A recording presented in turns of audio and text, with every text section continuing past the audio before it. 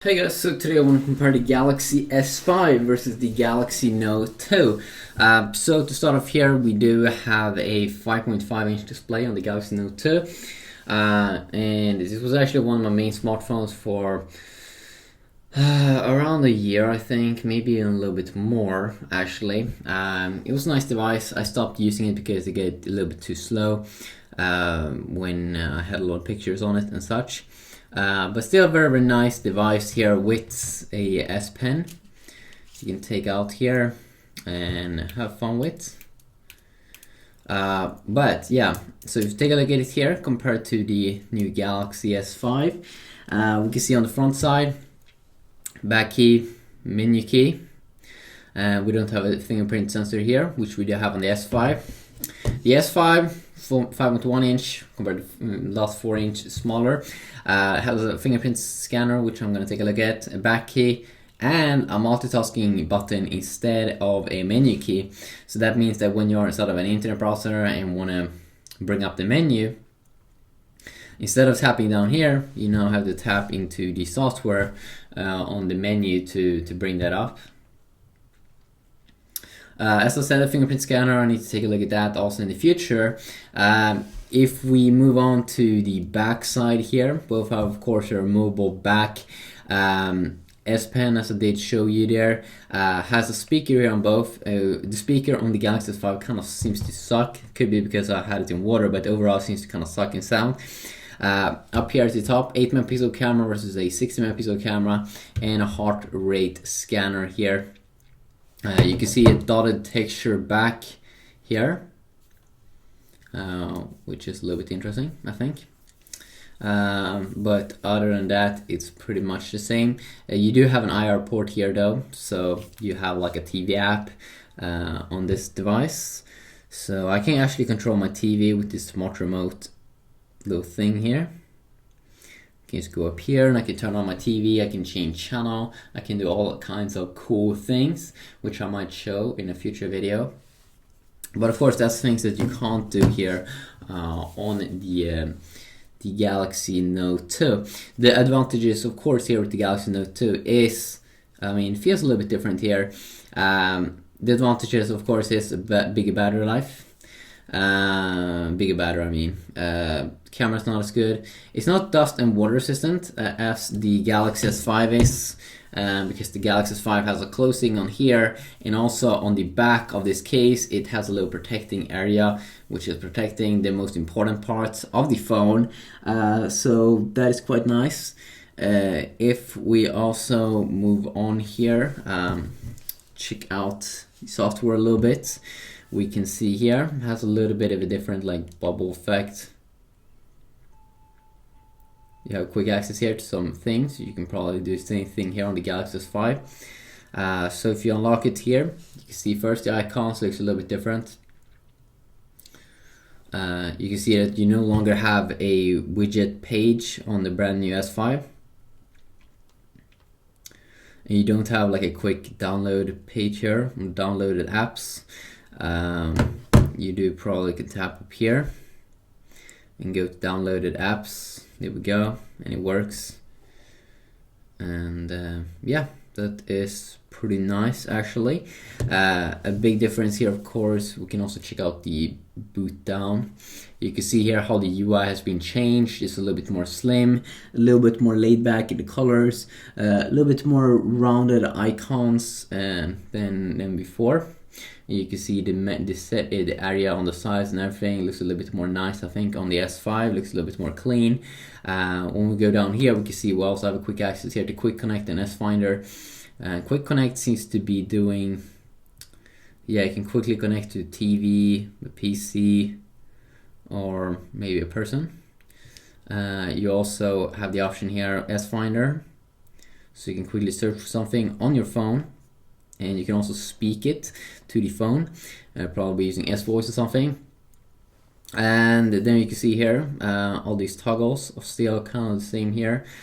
Quick access, as you can see. Pretty nice. And you can also there see the new design. There is a big design change. And I personally love it. I couldn't love it more, especially when you go into the settings area here. So you can see it, instead of being a tabbed system, it is now, you can scroll down and you can see more stuff quicker. I mean, up here you can see 1, 2, 3, 1, 2, 3, 4, like 12 different things you can change. 1, 2, 3, 4, 5, 6, 7, 8, almost like twice the amount of things you can change. So quicker access there. But you can also bring up the list view if you want that. 1, 2, 3, 4, 5, 6, 7, 8, 9, and then you see a little bit less. And you can also have a quick search there if you quickly want to search for something like a setting or something. So that could definitely be quite of a nice little thing. You do have some new options up here that you don't get on the Galaxy Note 2, and one of them is like a toolbox. Basically, this little toolbox, you can bring it around and you can open it up, and you can have access to some quick apps.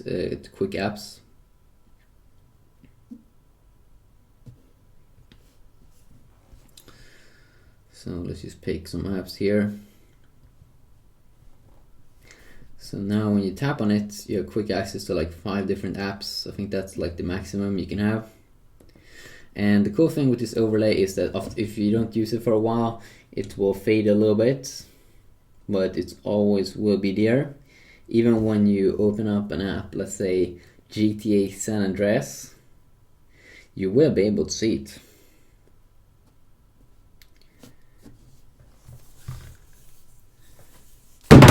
Oh my god.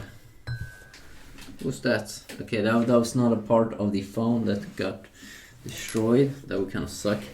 But you can see here when I open up GTA San Andreas that I have quick access. So quite nice if you'd ask me personally. And it's also quite great in terms of speed by changing through different apps. So open up the no, it did open up the 16 megapixel camera. And now I actually can't see the toolbox now. So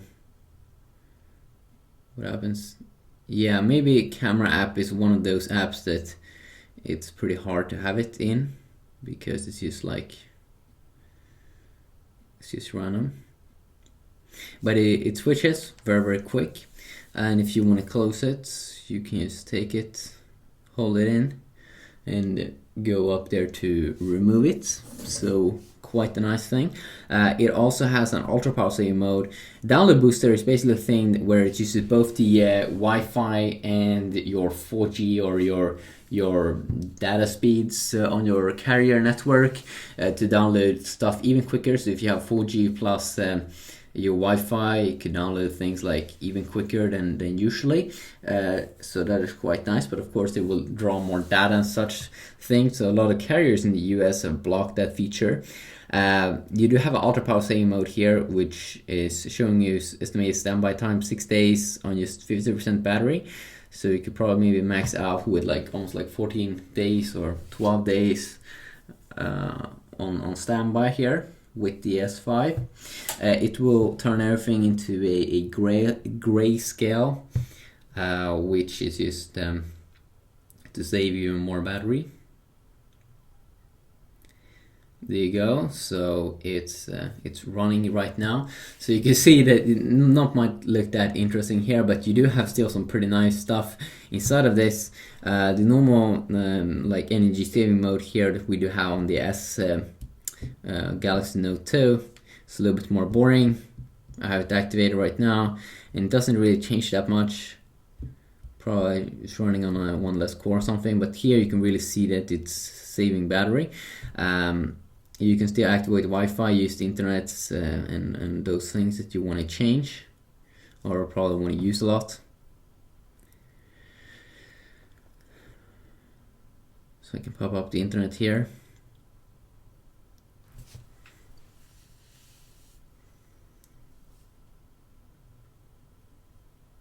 You can see my camera probably doesn't enjoy when the brightness is a little bit lower, So you can change the brightness, sound, and some other things.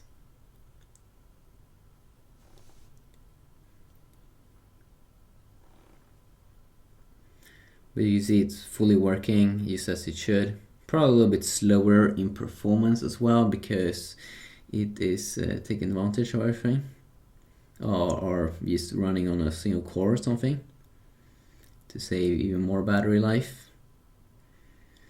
And then of course we do have the normal things like a phone app and the messages, and you can also add even more apps. Seems like you can add a calculator, clock, Google Plus, voice recorder. Doesn't look like you can add a game, but what the fuck would you want to play a game when you're doing this? What is up? What are you doing? Hi.